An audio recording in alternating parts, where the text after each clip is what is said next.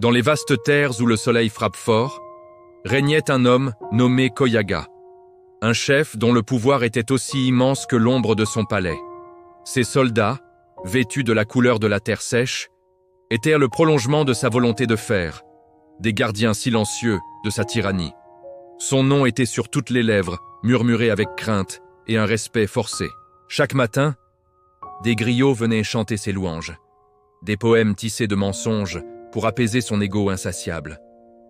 Mais un jour, un homme différent se présenta aux portes du palais. Il portait une kora usée par le temps, et ses yeux contenaient la sagesse des anciens. Il était le griot silencieux. On l'introduisit devant Koyaga, qui attendait son ode habituelle. Mais le griot resta muet. Le silence, profond et lourd, remplit la salle du trône. C'était un affront, une provocation que le dictateur ne pouvait tolérer. Intrigué puis furieux, Koyaga commença son jeu cruel. D'abord, il menaça. Il décrivit avec des détails macabres le sort réservé à ceux qui osaient lui déplaire. Le griot ne scia pas. Alors, le chef changea de tactique. Il fit apporter des coffres débordant d'or, de tissus précieux et de bijoux étincelants. Il lui promit des terres, des serviteurs, une vie de luxe absolu, tout cela en échange d'une seule chanson à sa gloire. Le griot baissa simplement les yeux vers sa kora, comme si elle était son seul trésor. Le silence persista. Exaspéré, Koyaga ordonna une torture plus subtile, plus perverse. On priva le griot de sommeil, on le força à regarder le soleil sans ciller. On lui chuchota des insultes et des fausses nouvelles sur son peuple. Mais le griot restait un roc, une forteresse de silence. Sa résistance n'était plus un secret. Dans les rues du village, son histoire se propageait comme un feu de brousse. Les gens le voyaient comme un miroir de leur propre souffrance silencieuse.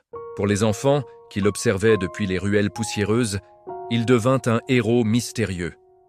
Un homme qui, sans une parole, défiait le monstre qui hantait leur nuit. Bientôt, le silence du griot devint plus puissant que tous les discours de Koyaga. Les anciens du village, sentant le vent tourner et craignant une explosion de violence, se réunirent à l'ombre du grand baobab. La colère du dictateur, disait-il, allait s'abattre sur eux tous. Il fallait faire quelque chose, mais quoi? Le silence avait déjà semé ses graines. La tension atteignit son paroxysme. Koyaga, à bout de patience, décida de régler cette affaire aux yeux de tous. Il fit traîner le griot sur la place publique, sous un soleil de plomb. La foule fut rassemblée de force.